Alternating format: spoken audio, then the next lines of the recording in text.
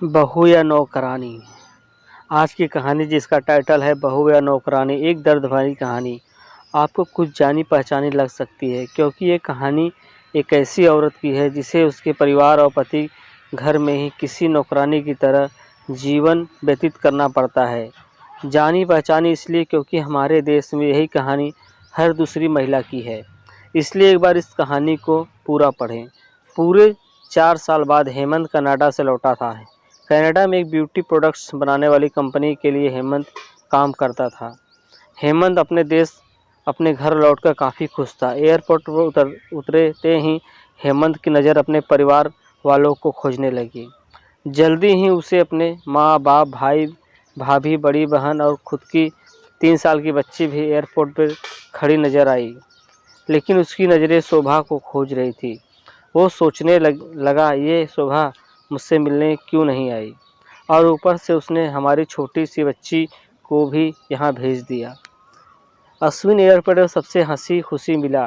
फिर उसने शोभा के बारे में पूछा तो उसकी दीदी बोल पड़ी, भाई वो घर पर ही है, तुम्हारे लिए खाना तैयार कर रही है। वह तो आज ही तुम्हारे आने की खुशी में काम करने लगी है, वरना वो कोई काम करती कहाँ है। अश्विन ने अपनी बेटी को प्यार से उठा लिया, लेकिन उसकी बेटी उसे देखकर रोने लगी। लाओ मुझे दो बच्ची को, वह तुम्हें काफ़ी दिनों बाद देख रही है ना, इसलिए पहचान नहीं पा रही होगी। कहते हुए दीदी ने बच्ची को अपने पास ले लिया। सभी टैक्सी में बैठकर अपने घर की तरफ रवाना हुए। अश्विन अपने परिवार से मिलकर खुश था, लेकिन ये बात कि शोभा उसे एयरपोर्ट पर मिलने नहीं आई उसे काफ़ी परेशान कर रही थी। वो सोचने लगा, क्या खाना बनाना इतना ज़्यादा ज़रूरी था, मुझसे मिलने से भी ज़्यादा, और वो भी तब मैं जब 4 साल बाद वापस आया हूँ। इन्हीं ख्यालों में घर तक आने का आधा रास्ता बीत गया। अब उसकी बच्ची उसे देखकर रो नहीं रही थी, इसलिए अश्विन उसके साथ खेलने लगा। बाकी का आधा रास्ता भी ख़त्म हुआ और सब घर पहुँच गए। गाड़ी की आवाज़ सुनकर शोभा बालकनी में आकर खड़ी हो गई और अश्विन की तरफ देखने लगी। अश्विन भी जैसे ही गाड़ी से उतरा, उसने पहले दरवाजे की तरफ और बाद में बालकनी की तरफ नज़रें घुमाई, जैसे वह सुबह को ही देखना चाहता हो। अश्विन से नज़रें मिलाते ही शोभा के चेहरे पर मुस्कान झलक पड़ी। अश्विन भी उसे देखकर हल्के से मुस्कुरा दिया। सभी घर के अंदर गए। शोभा सबके लिए पानी लेकर आई और सभी को पानी देने के बाद फिर से किचन में चली गई चाय बनाने के लिए। थोड़ी देर तक सभी परिवार वालों से बात करने के बाद अश्विन शोभा को बुलाने लगा। माँ ने उसे बीच में टोकते हुए कहा, रहने दो उसे किचन में, थोड़ा काम कर लेने दो, बाद में अपने आप आ जाएगी। तुम बैठो यहाँ मेरे पास, वैसे भी कहाँ ज़्यादा काम करती है वह। अश्विन यही बात दूसरी बार शोभा के बारे में सुन रहा था। अब उसने सोचा कि मेरे परिवार वाले मुझसे झूठ थोड़ी बोलेंगे। हर दिन नहीं होता होगा उसको इतना काम, आज थोड़ा सा है, करने देते हैं, मैं बाद में उससे बात कर लूँगा। अश्विन अपने परिवार वालों से बातचीत मगन हो गया। एक के बाद एक रिश्तेदार और पड़ोसी अश्विन को मिलने आते रहे और शोभा को किचन से बाहर निकलने का समय ही नहीं मिला। सभी के लिए चाय बनाना, नाश्ता बनाना, यही करते करते शाम हो गई। शाम होते ही अकेली शोभा इस पूरे बड़े से परिवार का खाना बनाने में जुट गई। 2 घंटे बाद सभी परिवार वाले खाना खाने के लिए डाइनिंग टेबल पर बैठे थे, सिवाय शोभा के। अश्विन चाहता था कि शोभा भी उसके साथ बैठकर खाना खाए, लेकिन फिर माँ ने कहा अगर वह भी खाना खाने बैठ जाएगी तो सबको परोसेगा कौन। सभी के खाना खाने के बाद शोभा ने अकेले खाना खाया। रात को सोने के वक्त अश्विन और शोभा अच्छे से मिल पाए। अश्विन शोभा के साथ काफ़ी बात करना चाहता था, लेकिन वह उसके चेहरे पर थकान और नींद अच्छे से देख सकता था, इसलिए उसने शोभा को परेशान ना करने का फैसला किया और उसे सोने दिया। शोभा सोने ही वाली थी कि उसकी छोटी सी बच्ची रोने लगी थी, तो शोभा तुरंत उठकर उसे दूध पिलाने के लिए चली गई। अश्विन कब सो गया उसे पता ही नहीं चला। जब सुबह बच्ची की रोने की आवाज़ आने लगी तो अश्विन उठा और शोभा को पुकारने लगा। जब शोभा पास नहीं दिखी तो उसने बच्ची को चुप कराया और फिर से सुला दिया। अश्विन बाद में शोभा को देखने लगा तो शोभा उसे फिर से किचन में मिली, जो सुबह सुबह ही जल्दी उठकर घर वालों के चाय नाश्ते की तैयारी में लग गई थी। अब अश्विन सोचने लगा, माँ और दीदी तो कहती थी कि शोभा ज़्यादा काम नहीं करती, लेकिन जो मैं देख रहा हूँ वो तो कुछ और ही है। अश्विन अब सब कुछ समझ गया था, पर अपनी माँ को ऐसा बोल नहीं सकता था कि शोभा से ज़्यादा काम ना कराया करो। इसलिए अब उसने खुद ही शोभा की मदद करना शुरू कर दिया था।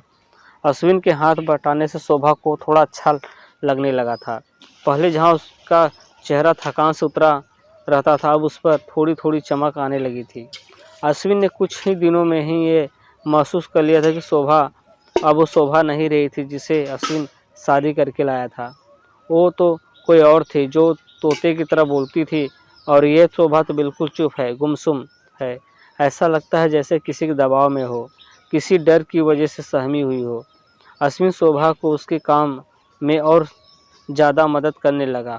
अश्विन का ऐसा व्यवहार अब घर वालों को खटकने लगा।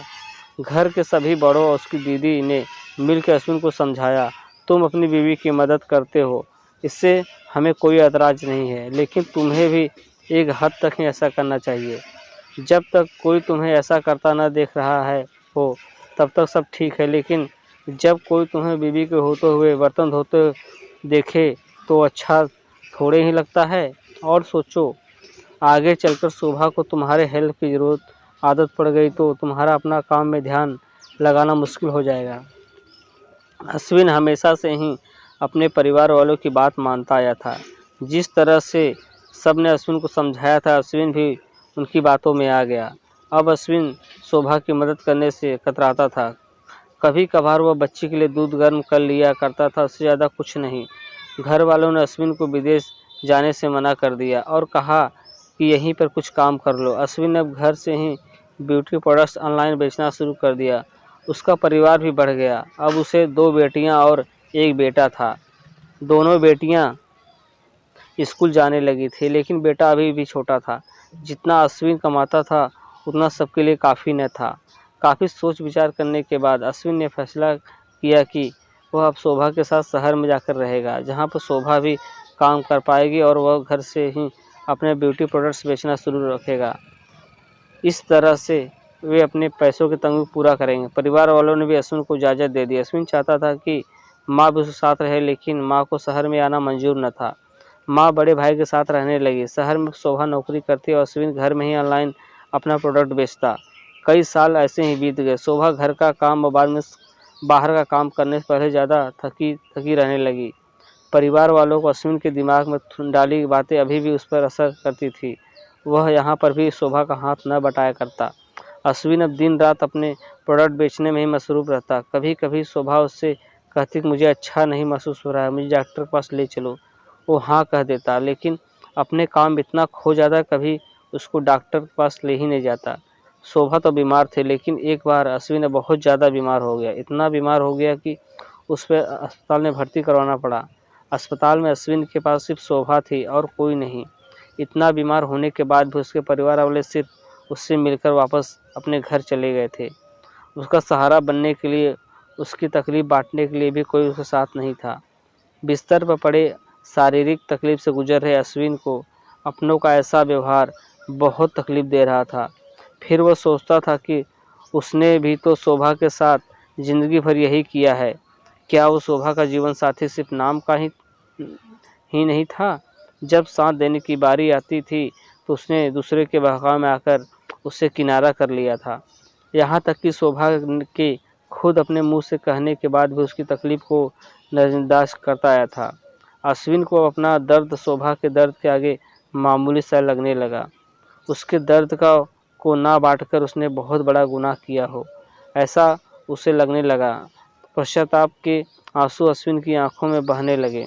उसने अपनी सारी गलतियों और गुनाहों के लिए शोभा से माफ़ी मांगी। दोस्तों, जीवन साथी का मतलब होता है जीवन के हर उतार चढ़ाव में, जीवन के हर मोड़ में जो साथ दे। साथ होने और साथ देने में उतना ही फ़र्क होता है जितना सिर्फ वादा करने में और सचमुच वादा निभाने में होता है।